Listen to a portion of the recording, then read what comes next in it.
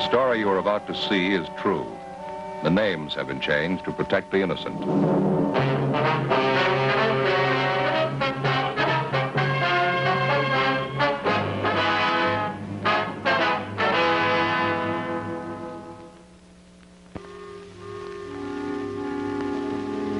This is the city. Los Angeles, California. I work here. I'm a cop.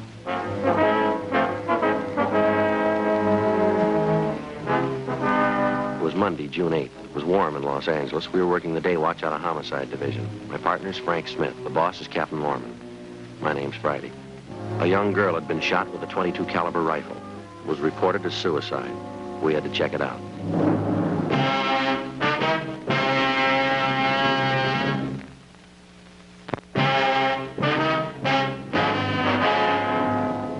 What's the report say? Well, according to this, business office got a call at 2:30 this morning. Landlady out in the Westlake Park district called and said that this young girl had committed suicide. They got an ID on her? No, they got her listed as a Jane Doe, number 17. There's a description here. Better check it with missing person. Yeah. How'd the landlady happen to find the body? Well, according to this report here, she heard the water running in the apartment. She finally went up to see what it was. When she didn't get an answer to the knock, she opened the door and went in and found the body. Well, the girl didn't live in the apartment then, huh? No, the place is rented to a Ross Mitchell. Anything on him? No, report says he wasn't home. He was checked through R&I. No make on him. How about prints on the victim? No go. Checked them out. Nothing on her here. We can send them on to Washington, though. Yeah. Found a suicide note. There's a transcript of it here. What's it say? Ross, I've tried to make you understand. Nothing seems to do any good. I've told you that I won't stand in the way of your career. But you don't want to try to make a go of it. I know this doesn't solve anything, but it's the only way I can think of. Any signature? No.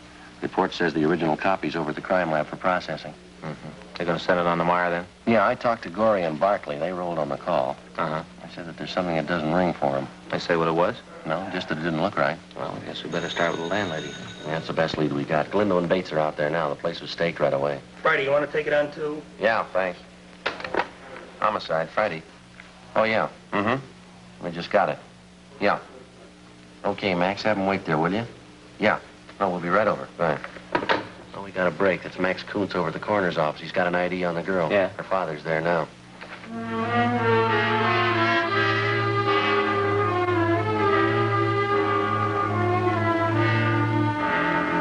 8:14 a.m. We left the city hall and went over to the coroner's office in the Hall of Justice. We met the victim's father, a Mr. Robert Paul.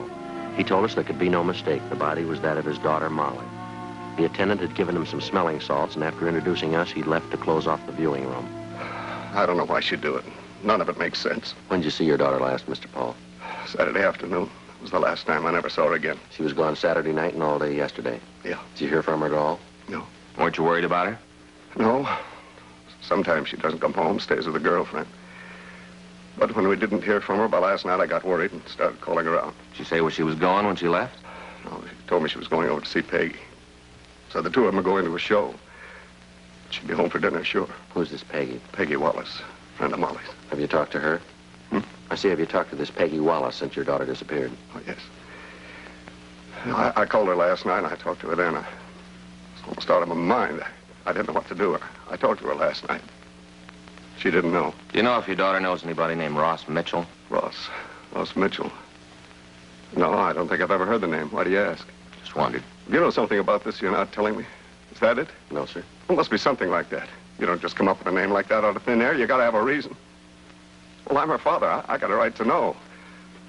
All night I've been sitting there waiting for the phone to ring. All right, Mr. Paul, take it easy. I'm sorry. Have you got a cigarette? Yes, sir. Here you are. There's a match.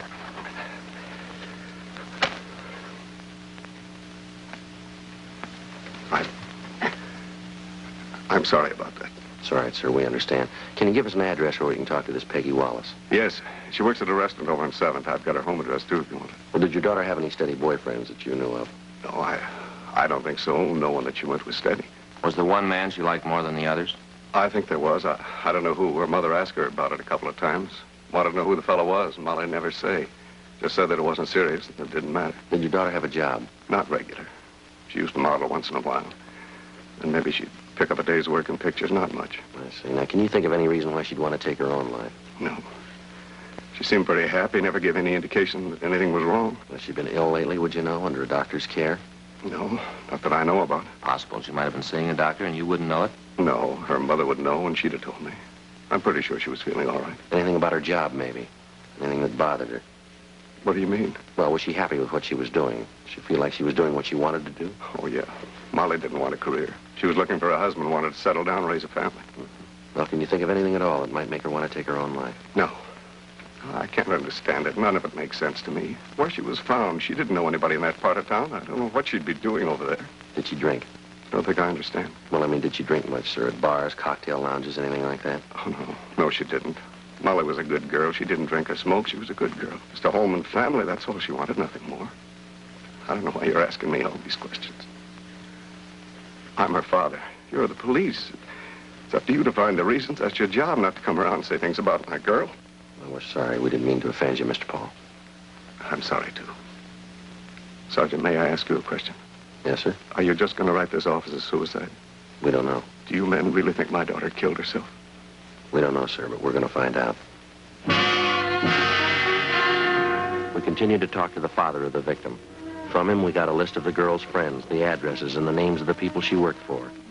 While we were talking to him, he was unable to give us any idea as to why Molly Paul might want to take her own life. He insisted that he didn't know any one of his daughter's acquaintances named Ross Mitchell. Mr. Paul recovered from the initial shock and went home. 8:40 a.m. We called the girl's mother, Mrs. Paul. She corroborated her husband's story and told us that she didn't know a Ross Mitchell. 8:43 a.m. We checked with the crime lab to see if they'd been able to come up with anything in the dead girl's effects to help us. Lieutenant Lee Jones at the lab told us that they hadn't finished their investigation yet. 8:50 a.m. We drove over to the rooming house where Molly Paul had been found, and we talked with the landlady, Thelma Keene. It's terrible, the poor little thing. Yes, ma'am. You haven't seen Ross Mitchell yet? No, he hasn't come in yet. I told the officers last night that I didn't expect him until noon today. Have you seen the girl before? Once in a while, she'd come in with Ross, wait for him, and then go right out. Did you see her last night? I told the officers that were here last night that I didn't. Didn't you talk to them at all? Well, we have the report they filed, Miss Keene, but we'd like to get some facts from you if we could. Well, it seems like a waste of time, but I suppose you have to. Yes, ma'am. Do you have any idea when Miss Paul might have come in? No, not the slightest. When was the last time you saw Mitchell? Saturday around noon, he came in and told me that he'd be out of town over the weekend. Said for me to keep an eye on the place. Did he tell you where he was going? He said he was going to visit an assistant director friend of his over at La Canada. Did he say what this friend's name was? No, they're working on a picture together. Ross just met him the other day, asked him out for the weekend. Ross is very good at making friends. Mm-hmm. Do you know where he's working? No, Ross said it was a sea adventure, doing it in full color 3D. Guess it's going to be quite a spectacle. Didn't have all the gimmicks in my day. Ma'am? We didn't have 3D or the other things. In my day, we acted. We knew how to act from the heart. That's me. Henry Montaigne said I played the greatest maid ever. It was a big part. These youngsters, a good flack can make a star out of anybody. Things have changed. Here, this was made over on Catalina Island. We were shooting a jungle picture. We acted. No doubles for us. Real actors. When was that, ma'am? A few years ago. Why are you asking all these questions about Ross? Well, the note the girl left was addressed to him. Well, that doesn't mean anything. Just some lovesick girl. That doesn't mean Ross had anything to do with it. Well, we have to be sure, Miss Keene. Well, you just believe me. I know the boy. He wouldn't get mixed up in a thing like this. Just some lovesick autograph hunter. Same thing used to happen to me all the time. Is that right? Sure. I used to get a couple hundred letters a week from men asking me to marry them. Said if I didn't, they just couldn't go on. Well, they did, though, but I guess it made them feel better. That's all it was, though, adolescence. How long has Ross lived here, ma'am? Since he came to California. How long has that been? Oh, I guess it's been about 3.5 years. Came out here from the Midwest, wanted to be an actor, moved out, and started pounding on doors. He's done pretty well. He'll do better. He's going to be a big star someday. Handle him right, and he'll be a big man. Yes, ma'am. Has this girl ever come to see anybody else here in the building? No, not that I know of. Never saw her. Mm-hmm. How'd you happen to find the body? Would you tell us? I went to bed about 10:30. They were running one of my old movies on TV, and I stayed up to see it. Did you happen to catch it? It was called The Floods Will Come. It was made over on Catalina. It starred Nick Benton, real movie idol. Here's one of the stills from the picture. Here's the whole company. And that's me. And that's Nick with the puttees. He'd put on a little weight. I remember he had to do road work while we were there to trim down. He held the company up for a week. It was a grand picture. They didn't do it right on television. It looked a little corny. I guess the way they run it through the machines, you know, we all look pasty, even Nick. Yes, ma'am. Would you go on, please? Well, after I saw the picture, I went out to the kitchen, got a bowl of shredded wheat to eat in bed, and came back to the bedroom, and I heard this noise. What noise was that, ma'am? Like somebody running water in one of the taps. It went on, and pretty soon it started to bother me. I couldn't understand it. Uh-huh. Finally, I went up to see who it was, and the noise came from Ross's apartment. I knocked, but there wasn't any answer, so I unlocked the door and went in. I thought something was wrong. That's when I saw her. Yes, ma'am. She was lying on the bed, and right away I called the police. Now, before you went up, did you hear any other noises? Any sound of a struggle, anything like that? No, just the running water. How about the shot? You hear that? No, I didn't. There was a lot of shooting in the picture I was watching. Did you touch anything in the room? No, I turned on the lights, but that's all. The room was dark when I went in, just turned on the lights, and then I called the police. I see. Now, according to the report, there wasn't any purse found with the body. Did you see one when you went in? I didn't. If I had, you'd have gotten it. What are you trying to say, that I stole her purse? Is that what you're trying to say? No, ma'am. Well, you'd better not. I've got a reputation in this town. I know a lot of big people. I'm not going to have you come in here and call me a thief. We didn't mean to offend you, ma'am. Well, here's a photograph that ought to interest you. This is me when I won the East Indian Award for my picture Sunset in Rangoon.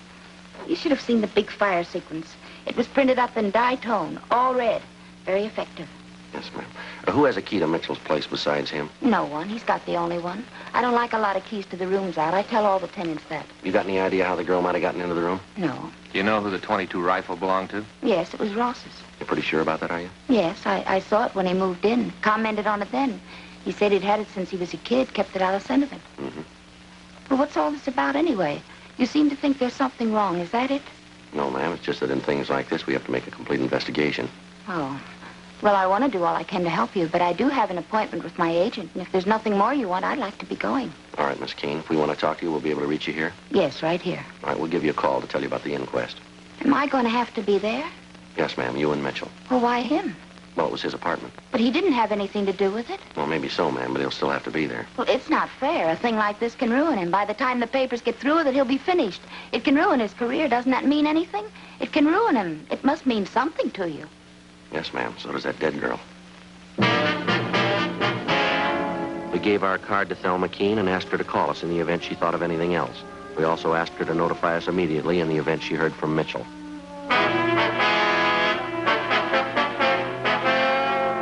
9:15 a.m. We went upstairs and checked with Galindo and Bates, who were staked out in Ross Mitchell's room where the dead girl had been found. You haven't seen him, huh, Dan?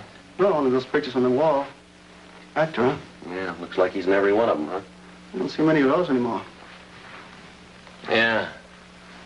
My wife's still crazy about him. Well, we'll check you later, huh? Right. The stakeout in the room continued.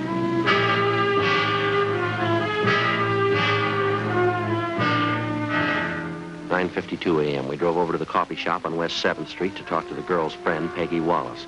The cashier told us she was sitting at the end of the counter typing out the day's menus. Well, what about Molly? Something wrong? When was the last time you saw her? Let's see. Saturday night. She stayed at my house. Left about noon Sunday. I had the day off. Figured maybe we'd do something. Molly said she had something to do. The last time I saw her was Sunday morning. Do you know a man named Ross Mitchell? That from. Why do you say that, Miss Wallace? Because he is. Real no good. You pretty friendly with Miss Paul, is he? Molly thought so. Turned out he was just using her. How do you mean? Thought at first she could get him some jobs. Turned out he could do better. He dropped her. They were going to get married. And he figured he could do better, so he dropped her. How long has Mitchell known her? About a year or so. He showed up at an audition. Molly was there. Molly had the part, just had to go through the business to make it look good. She had the part. You know what I mean? I think so. Do you mind if I go ahead with these menus? Boss will get sore if I don't get through with them. No, you go right ahead. We can talk while I'm doing it. I took a course once. Touch typing. Didn't think I'd ever use it. Boy, was I fooled. Yes, ma'am. Well, this Ross really gave her the rush. He had her take him around, introduce him to her friends, got him a couple jobs. She's the one who introduced him to Mike. Mike? Yeah, Mike Cowell. That's Ross's agent. I set it up. There wasn't anything she hadn't done for him. And the bum acts like this. What do you mean? Treats her so bad. Say, how do you spell croquettes? I think it's C-R-O-Q-U-E-T-T-E-S. Turkey. Had roast turkey last night. I don't understand how people can eat them, but we sure sell a lot of them. Did Miss Paul say she was going to see Ross over the weekend? Yeah. Yeah, said she had an appointment to see him Sunday. Said she'd called him and set it up. You know what time? No. She just said that she wasn't going on like they had been. It had to be straightened out. Mm-hmm. I don't blame her. She told all her friends she was going to get married. And then at the last minute, Ross had backed out. I'll call the crime lab, see if they finished. How did Mitchell and Miss Paul seem to get along? What do you mean? Don't they have any arguments, disagreements? Not often. About the only trouble they had was about their getting married. Ross kept saying it wouldn't do him any good to be married now. Thought it might hurt his career. That's all he ever thought about. Were you ever present at any of these arguments? Once. We'd gone out on a double date. Went to a place down at the beach. Had dinner, and on the way back, we stopped for a few drinks. Mm-hmm. Ross got pretty drunk. Got in a big thing about his career. Joe? Yeah. See you a minute? Yeah. Excuse me, Miss Wallace. Sure. Say, before you go, is there 1 L or 2 L's in broccoli? I think it's one. Thanks. I just talked to Lee Jones. Did he finish up? Yeah, something's wrong. What's that? He thinks the girl was murdered.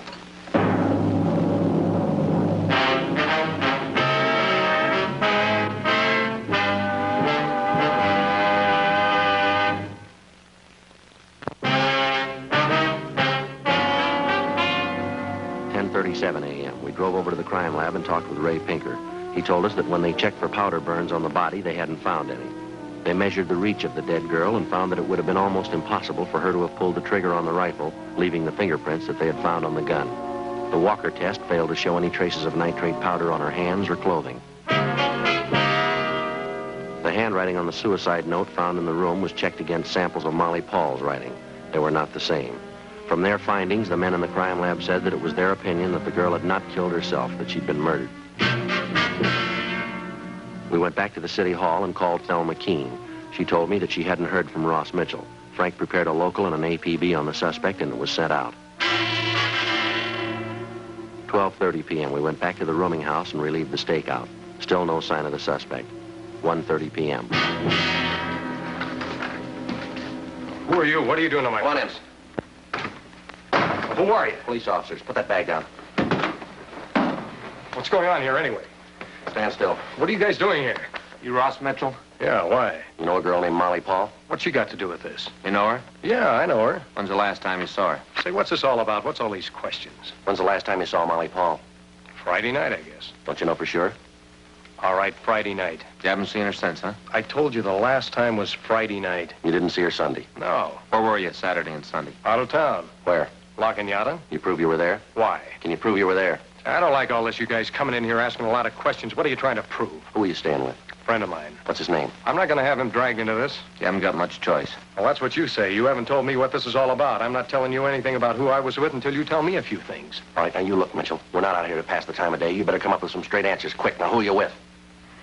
Friend of mine, guy named Sid Austin. What's his phone number? You going to call him? Want to check your alibi. What's Austin's number? It won't do you any good to call him. Thought you said you were there. I was. And we got to call him. Well, he won't be able to tell you anything. He wasn't there. He just let me use his place. Wasn't anybody there. Who's got a key to this place besides you? You mean here? Yeah. Nobody. You got the only key, huh? That's right.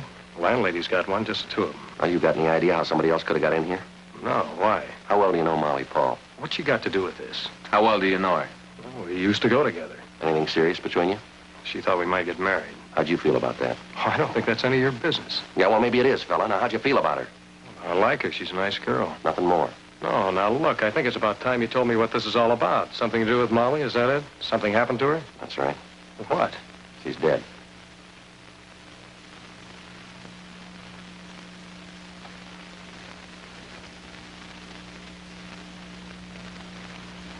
How did it happen?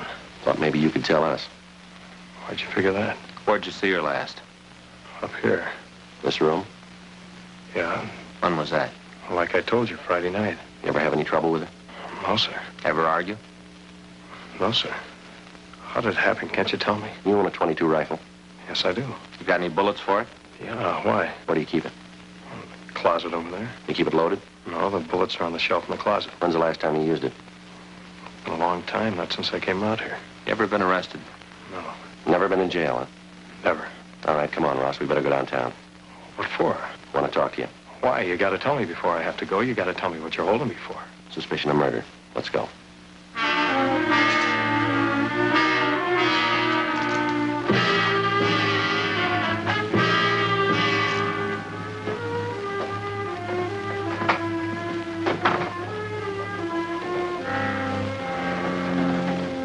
Where are you going?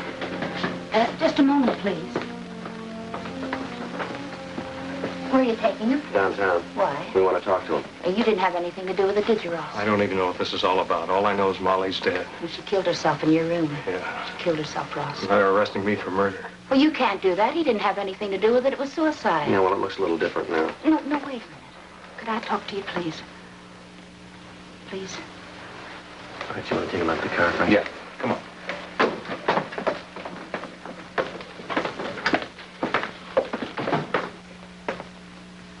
Well, you can see you're making a mistake. Ross didn't have anything to do with it. He's going to have enough trouble with this girl killing herself in his room. You can't arrest him for murder. It was suicide. Doesn't look that way now, ma'am.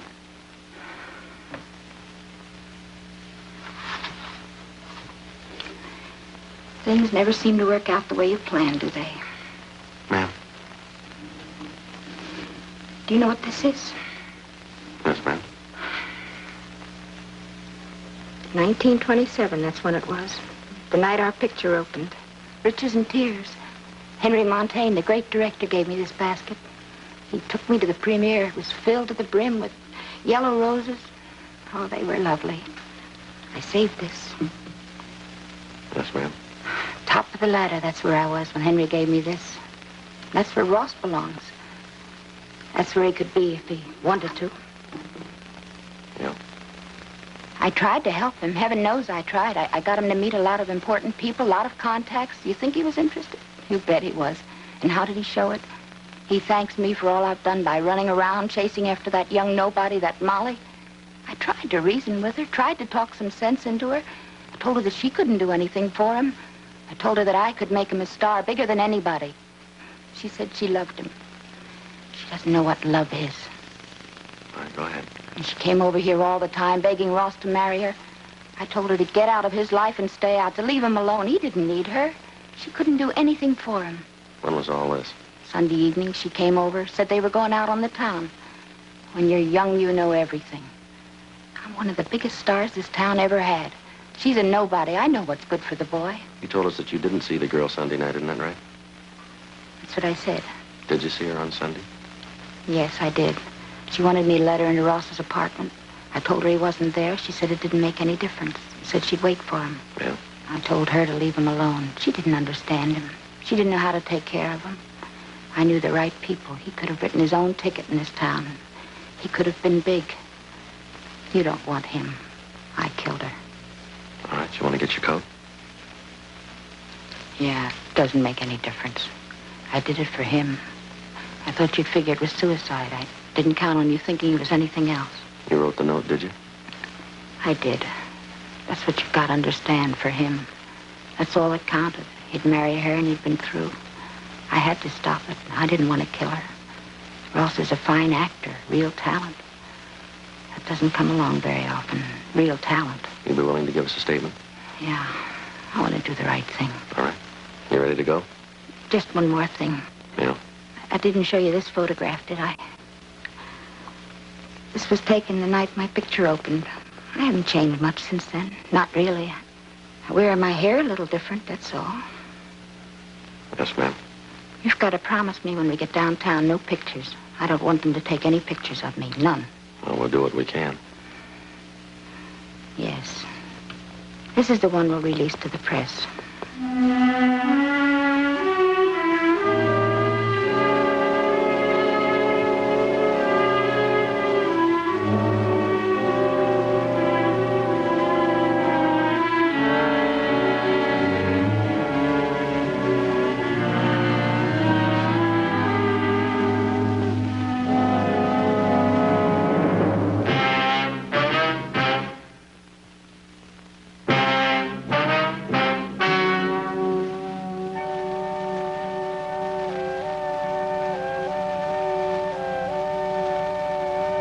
On October 14th, trial was held in Department 89, Superior Court of the State of California, in and for the County of Los Angeles.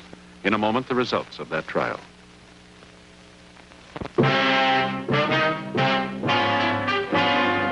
The suspect was tried and convicted of murder in the first degree.